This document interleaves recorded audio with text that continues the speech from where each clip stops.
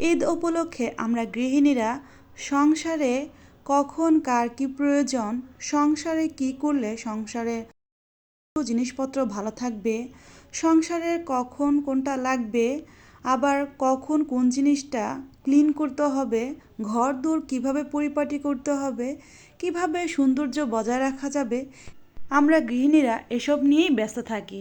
কিন্তু আমাদের এটাও জানা উচিত, আমাদের নিজের প্রতিও নিজেদের গুরুত্ব দেওয়া উচিত, আমাদের নিজের প্রতিও নিজেদের যত্নবান হওয়া উচিত। একটা সংসারকে যেভাবে আমরা সুন্দর করে গুছিয়ে রাখি, পরিপাটি রাখি, গুছিয়ে রাখি, ঠিক সেইভাবেই আমরা নিজেদেরকেও গুছিয়ে রাখবো, নিজেদেরকেও সুন্দর রাখবো, পরিপাটি রাখবো। তাহলেই তো আমরা প্রকৃত গৃহিণী হতে পারবো।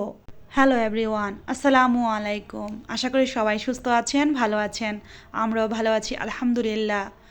যে প্রিয় প্রিয় আপু ভাইয়ারা দেশ এবং দেশের বাইরে থেকে আমার ভিডিওটা দেখা শুরু করেছেন, সবাই একটা লাইক দিয়ে পুরোটা ভিডিও কন্টিনিউ করবেন। সকাল সকাল আজকে ব্লগটা শুরু করছি। সকাল সকাল বলতে প্রায় 8টা বাজে। তো এখানে মুদাসের বাবা লিচু নিয়ে এসেছে। তো লিচু আমাদের বেশিরভাগ 50টা করে নিয়ে আসে। তো আজকে 100টা লিচু এনেছে। 100টা আনলে কি আমরা 3জন মিলে খেয়ে শেষ করতে পারি না, কয়েকটা থাকে। আর সেই কয়টা কিন্তু একটু কালচে কালচে হয়ে যায়, আর ওগুলো কিন্তু খেতে ভালো লাগে না। এই জন্য মুদাসের বাবাকে বলছি 50টা করে আনতে। তো লিচুগুলো গুছিয়ে রেখে এরপর রান্নাঘরে চলে এসেছি। আজকে কিন্তু অনেক কিছু রান্নাবান্না আছে, সব কিছুই আপনাদের সাথে শেয়ার করব। আশা করি পুরোটা ব্লগ আপনাদের খুব ভালো লাগবে। এখানে আমি পেঁয়াজটা ভেজে নিচ্ছি ভালো করে। কী জন্য ভেজে নিচ্ছি সেটাও একটু বলছি। আর প্রেশার কুকারে আমি ডালটা সিদ্ধ বসিয়ে দিয়েছি, ঝটপট আজকে সকালে নাস্তা করব ডাল দিয়ে আর ডিম ভুনা দিয়ে। তো ডালটা হতে যেহেতু অনেক সময় লাগে, তাই প্রেশার কুকার আজকে ব্যবহার করছি। আর মুদাসিরের জন্য আমি প্রেশার কুকার ব্যবহার করতে পারি না, মুদাসির প্রেশার কুকার চালালে অনেক ভয় পায়। আর এখানে দেখেন আমি মুরগির ডিম আর কোয়েল পাখির ডিম সিদ্ধ করে নিয়েছি অলরেডি। ডিমের খোসাটা ছাড়িয়ে রাখবো। আর অপর পাশে কিন্তু আমি রান্না করা শুরু করে দিয়েছি। প্রেশার কুকারে যেহেতু ডালটা বসিয়েছি, ডালটা কিন্তু সিদ্ধ হয়ে গিয়েছে, তাই অপর পাশে কিন্তু আমি পেঁয়াজটা হালকা ভেজে ডালটা বাগার দিয়ে এরপর চলে এসেছি আবার ডাইনিংয়ে। তো ডিমটা কিন্তু আমি ছুলে রেখে এসেছি, ডিম ভুনা করব। তো অনেক ক্ষুধা লেগে গিয়েছে, সকালে নাস্তা কিন্তু এখনও কিছুই করিনি। তো এখানে যেহেতু মুদাসির বাবা লিচু এনেছে, লিচুগুলো কিন্তু বেশ বড় বড় ছিল। এখানে আমি কয়েকটা লিচু খেয়ে নিচ্ছি। আসলে অনেক ক্ষুধার্ত হয়ে গিয়েছি, সকাল এখন তো কিছুই খাওয়া দাওয়া হয়নি। সংসারে কাজের চাপেই কিন্তু এই লেটটা হয়ে গিয়েছে। আর এই তো আমি কয়েকটা লিচু ছুলে খাচ্ছি, পাশে মুদাসির আছে তাকেও খাইয়ে দিচ্ছি, আর মুদাসিরের বাবাও খাচ্ছে। তো এই লিচু খাওয়ার আগে, এর আগে কিন্তু বিস্কিট খেয়ে অলরেডি পানি খেয়ে নিয়েছি। মুদাসিরের বাবা আর মুদাসির তারাও খেয়েছে। আর রান্না কিন্তু অলরেডি হয়েও আসছে, শুধুমাত্র ডিমটা ভুনা বাকি আছে। এরপর কিন্তু ডাল আর ডিম দিয়ে সাদা ভাত আমি আগেই রান্না করে নিয়েছি। তো এটা কিন্তু আমাদের সকালের নাস্তা। তো একটু পর কিন্তু আপনাদের সাথে শেয়ার করব। আর এখানে আমি বললাম যে কয়েকটা লিচু খাচ্ছি। তো দেখে দেখে খাচ্ছি, যেগুলো একটু বেশি পেকেছে সেগুলোই খাচ্ছি। একটু কাঁচাটা কিন্তু টক টক লাগে, আর একটু বেশি পাকাটা খেতে কিন্তু বেশ মিষ্টি মিষ্টি লাগে। আর এই ভিডিওটা ঈদের 2 দিন আগের। তো ঈদের সময় অনেক চাপ থাকে, এজন্য 2 দিন আগেই কিন্তু আমি ভিডিওটা তৈরি করে রেখেছি। আজকে একটু চুলের যত্ন নিব। আর ঈদ উপলক্ষে আমরা কিন্তু সংসারে নানান কাজ, ঘরদোর পরিপাটি এসব নিয়ে ব্যস্ত থাকি, কিন্তু নিজের দিকেও কিন্তু আমাদের আসলে যত্নবান হওয়া উচিত। একটা সময় দেখা যায় যে নিজে যদি সংসারের পিছিয়ে পরিশ্রম করতে করতে নিজেই অসুস্থ হয়ে যায় বা নিজের সৌন্দর্যই বিঘ্নিত হয়, সেক্ষেত্রে কিন্তু সংসারে আর 5 জনের কাছে আমাদের দেখতে ভালো লাগবে না। তাই আমাদের সৌন্দর্য আমাদের নিজেই বজায় রাখা উচিত। এজন্য নিজেদের প্রতি আমাদের নিজেদের যত্নবান হওয়া উচিত। সেই দিক চিন্তা করে একটু চুলের যত্ন নিব। নিজের টেক কেয়ার করি, কিন্তু চুলটাই যত্ন নেওয়া হয় না, চুলটা বেশ অবহেলিত। তাই আজকে মেহেদি পাতা দিয়ে চুলের যত্নটা করে নিব। মেহেদি পাতা অনেক ভালো উপকারী চুলের জন্য, আমরা সবাই জানি। আর মেহেদি পাতার সাথে হালকা আমি একটা তেল অ্যাড করে নিব, আপনাদের সাথে একটু পরেই আমি শেয়ার করব। আর সকালবেলা কিন্তু মেহেদি পাতা আমার যে ব্যালকনি গাছ আছে সেখান থেকে ছিঁড়ে তো আমি বেটে নিয়েছি অফ ক্যামেরায়। তো এই জন্য দেখতে পাচ্ছেন আমার হাতটা লাল। আর এই জন্যই কিন্তু রান্নাবান্নাও দেরি হয়ে গিয়েছে। মুদাসিরের বাবা যে ফাঁকে বাজারে গিয়েছে ওই ফাঁকে কিন্তু আমি মেহেদিটা বেটে নিয়েছি। আর এই তো দেখেন ডিমগুলো কিন্তু এখন আমি হালকা ভেজে নিচ্ছি ভুনা করার জন্য। তবে একদম শুকনো শুকনো ভুনা করব না, আলু দিয়ে একটু ঝোল রাখবো। আর অনেক ঝোল রাখবো না, ভুনা ভুনা টাইপের করেই রাখবো, যেহেতু ডাল আর ডিম দিয়ে সকালে নাস্তাটা করব। কয়েকদিন যাবৎ সকালে নাস্তায় কিন্তু ভাতটাই করছি। এই কারণ হচ্ছে সকালে ভাতটা করলে মুদাসির 2 বেলা খেতে পারে।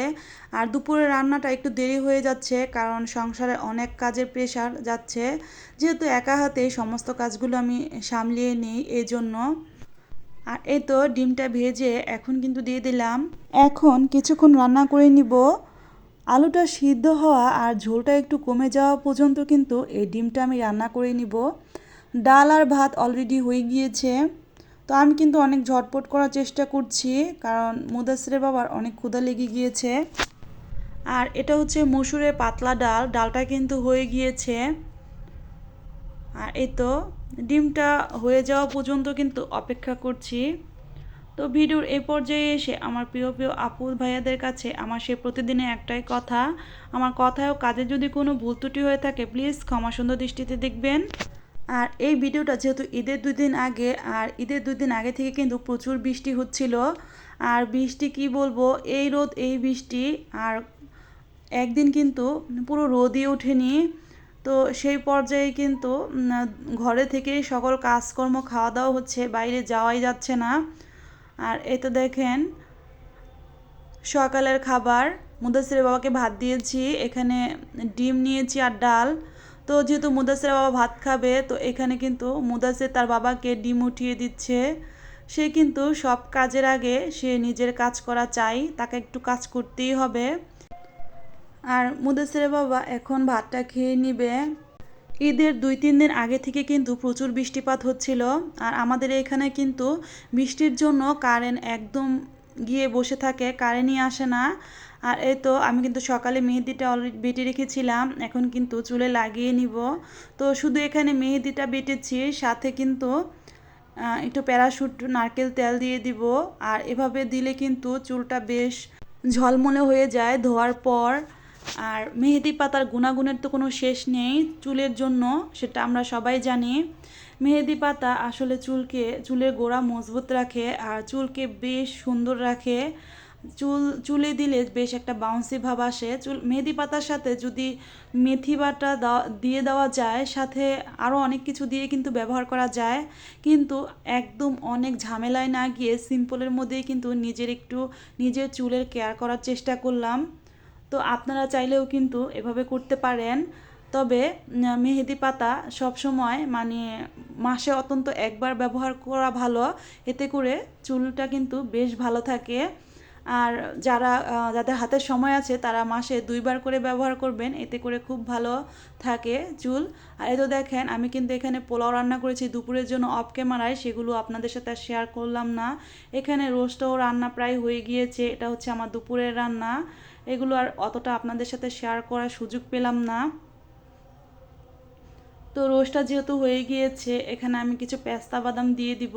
আর পেস্তা বাদাম উপরে একটু দিয়ে দিলে আমার কাছে রোস্টগুলো খেতে খুবই ভালো লাগে আর দেখতে কিন্তু খুব সুন্দর লাগে।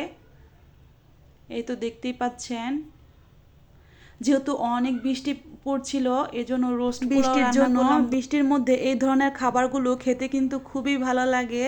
আর ছোট বাচ্চারা কিন্তু এই ধরনের খাবার খেতেই বেশি পছন্দ করে। আর এই তো রোস্টটা আমি একটু রান্না করে নিচ্ছি একটু সময় লাগিয়ে। পোলাওটা কিন্তু অলরেডি হয়ে গিয়েছে।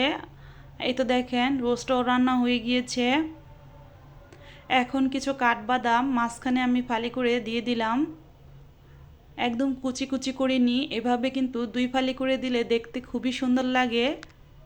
আর দেখতেই পাচ্ছেন কতটা ইয়ামি ইয়ামি লাগছে চিকেন রোস্টটা। আর এটা হচ্ছে রাঁধুনি প্যাকেট মশলায় ঝটপট করে রান্না। তবে এখানে আমি এক্সট্রা মশলাও দিয়েছি, কাজু বাদাম বাটা, সাথে পেঁয়াজ বাটা তো অবশ্যই থাকবে। আর এই তো রান্না কমপ্লিট, সাদা পোলাও। তো পোলাওটা আমি একটু নেড়ে উল্টিয়ে নিচ্ছি, যেহেতু অনেকক্ষণ দমে বসিয়ে রেখেছিলাম।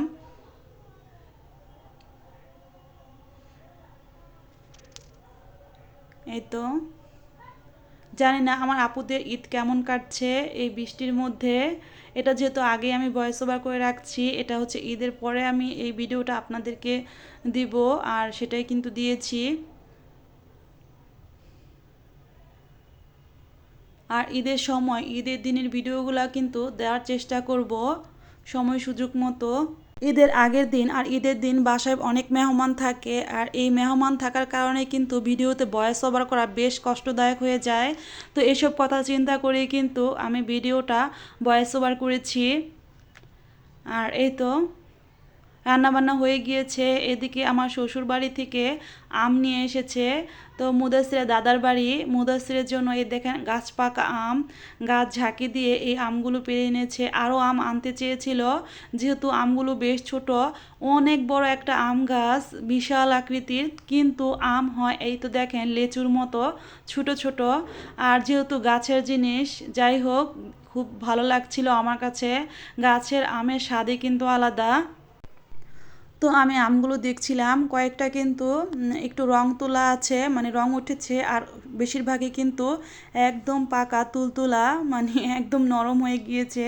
যাই হোক, গ্রামে কিন্তু আম পাকা পড়লে এটাই বলতাম আম তুলতুলে। তো সেটাই বললাম আপনাদের।